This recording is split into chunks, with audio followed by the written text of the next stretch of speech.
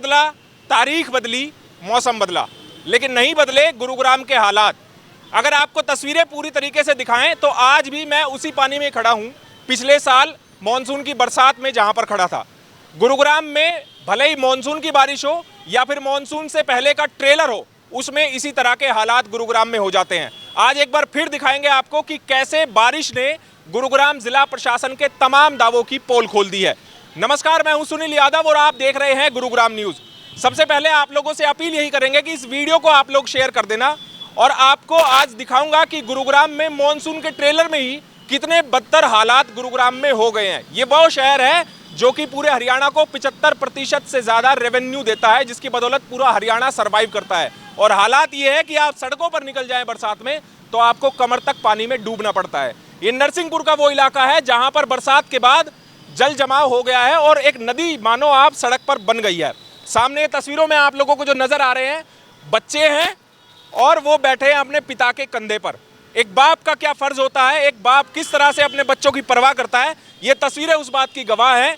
एक पिता अपने छोटे बच्चे को कंधे पर उठाकर ले जा रहा है, क्योंकि उस बच्चे की हाइट इतनी नहीं है कि वो इस पानी से गुजर सके और वो सही सलामत अपने घर पहुंच सके। इसीलिए वो कंधे पर बिठाकर अपने बच्चे को ले जा रहा है। शायद इस तरह की तस्वीरें देखकर गुरुग्राम जिला प्रशासन के जो अधिकारी हैं, जो गहरी नींद में सोए हुए हैं, वो कम से कम जाग जाए।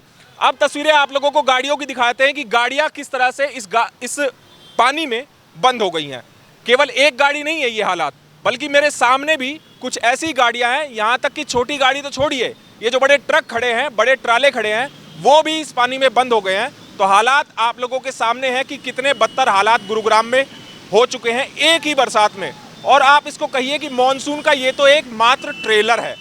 ट्रेलर में अगर ये हालात है, सोचिए मानसून में क्या हालात होंगे। अब आप लोगों को एक्सक्लूसिव तस्वीर आसमान से, यानी कि ड्रोन की तस्वीरें आप लोगों को दिखाते हैं कि इस बरसात के वजह से, इस जल जमाव की वजह से दिल्ली गुरुग्राम एक्सप्रेसवे पर कितना लंबा जाम लग चुका है। ये वो ड्रोन की तस्वीरें हैं, एक्सक्लूसिव तस्वीरें, जिससे आप अंदाजा लगा पाएंगे कि गुरुग्राम में हालात कितने बदतर हो चुके हैं। ये तस्वीरें एक्सक्लूसिव आप लोगों को केवल गुरुग्राम न्यूज़ पर देखने को मिलेंगी। गुरुग्राम में जाम की हालात आप देखिए, लगभग 5 किलोमीटर लंबा जाम लग चुका है। नरसिंहपुर से लेकर और राजीव चौक तक इसी तरह के बदतर हालात सड़कों पर हो चुके हैं। जो इस पानी में फंस रहा है उसकी तो दुर्गति है ही, लेकिन जो इस पानी से निकलकर अपनी गाड़ी में बैठा है, जिनकी गाड़ियां सड़कों पर चल रही है, उनके हालात भी बदतर से तो कम नहीं है, नहीं कहे जा सकते। वो इसलिए क्योंकि उनको घंटों का ये कई किलोमीटर लंबा जाम क्रॉस करके अपने गंतव्य स्थान तक पहुंचना है। शाम, हालांकि गनीमत ये है कि सैटरडे है, बहुत से दफ्तरों की छुट्टियां होती हैं, इसी वजह से गाड़ियां सड़कों पर कम है, लेकिन बावजूद उसके गुरुग्राम के राजीव चौक तक लगभग 5 किलोमीटर लंबा जाम ये इसी तरह लग चुका है। यहाँ पर आपको ना तो जीएमडीए का कोई अधिकारी इन तस्वीरों में नजर आ रहा होगा और ना ही कोई नगर निगम का कर्मचारी आप लोगों को नजर आ रहा होगा, बल्कि आपको नजर आ रहे हैं वो बेबस लोग जो कि अपने दफ्तरों की छुट्टियां होने के बाद इस पानी से निकलकर उनको यहाँ से जाना पड़ रहा है। और ये हालात हर साल इसी तरह बदस्तूर बने हुए हैं। मैं जब से यहाँ पर पत्रकारिता कर रहा हूँ, लगभग 12 साल से, मुझे गुरुग्राम में ये तस्वीरें बदलती हुई नजर नहीं आई। साल बदलते हैं, मौसम बदलते हैं, तारीखें बदलती हैं, लेकिन नहीं बदलती तो गुरुग्राम की ये तस्वीर। और ये हालात देखकर भी गुरुग्राम के अधिकारी आंखें मूंदे बैठे रहते हैं। साल 2016-17 में जब महाजाम की स्थिति गुरुग्राम में हुई तो मुझे आज भी याद है कि मुख्यमंत्री मनोहर लाल ने गुरुग्राम का हवाई सर्वे किया और ये कारण जानने की कोशिश की कि आखिरकार गुरुग्राम में इतना जल जमाव क्यों हो जाता है, उसकी वजह क्या है। और उस हवाई सर्वे के दौरान हेलीकॉप्टर में मैं खुद मौजूद था मनोहर लाल मुख्यमंत्री के साथ, लेकिन उस समय जो योजनाएं बनाई गई वो योजनाएं शायद धरातल पर उतर ही नहीं सकी और उसके हालात आज आप देख सकते हैं कि यहाँ पर अभी भी लोगों को इस तरह पानी में तैरना पड़ता है। अगर जिला प्रशासन, अगर सरकार कुछ नहीं कर सकती है तो शायद गुरुग्राम वासियों को अब इस पानी से, ऐसे जल जमाव से बचने का केवल मात्र एक ही तरीका है कि उनको नाव लेनी पड़ेगी।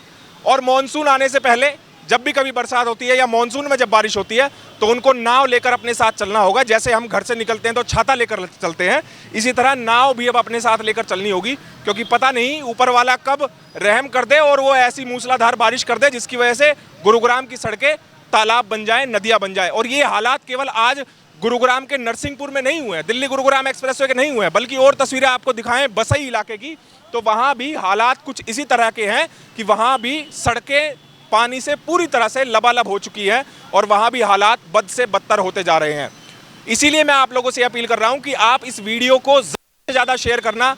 शायद एक उम्मीद, कहते हैं ना उम्मीद पर दुनिया कायम है, तो उम्मीद हमें भी है कि ये वीडियो आला अधिकारियों तक, हरियाणा सरकार तक, हमारे मंत्रियों तक, मुख्यमंत्री तक ये वीडियो पहुंचेगी और शायद वो सोच लें कि गुरुग्राम के लिए भी कुछ कर दें, ताकि गुरुग्राम में जो जल भराव होता है उससे लोगों को छुटकारा दिया जा सके और कम से कम हम ये कह सके कि हाँ, ये स्मार्ट सिटी है, ये साइबर सिटी है। सिंगापुर की तर्ज पर यहाँ पर बड़ी बड़ी ऊंची ऊंची गगनचुंबी इमारतें तो बना दी, लेकिन धरातल पर काम नहीं किया, पानी निकासी का कोई काम नहीं किया। बहुत से लोग ये कहते हैं कि बरसात ज़्यादा हो गई।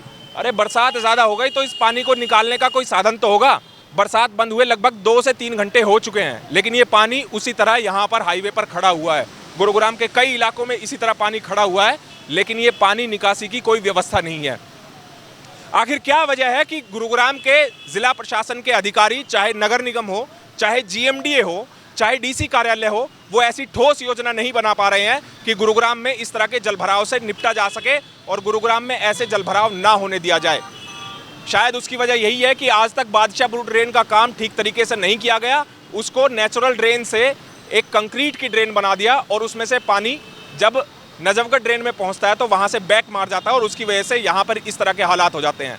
लेकिन अगर योजनाएं बनाई जाएं, धरातल पर काम किया जाए तो किस समस्या का हल नहीं है। शायद इस समस्या का हल भी किया जा सकता है, लेकिन हमारे गुरुग्राम के अधिकारी आंख मूंदे बैठे हुए हैं और शायद भगवान ही अब उनकी आंखें खोल सकता है कि आंखें खोलो, जिस जनता से आप टैक्स लेते हो उस जनता को रिटर्न में कुछ सुविधाएं दे दो, ताकि उनको इस तरह की समस्याओं का सामना ना करना पड़े।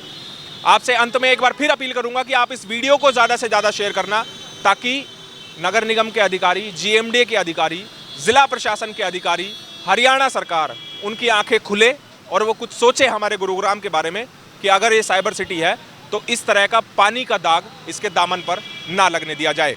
इस खबर के बारे में अपनी राय हमें कमेंट करके ज़रूर दीजिएगा। साथ ही साथ आप इस वीडियो को भी ज़्यादा से ज़्यादा शेयर कीजिएगा।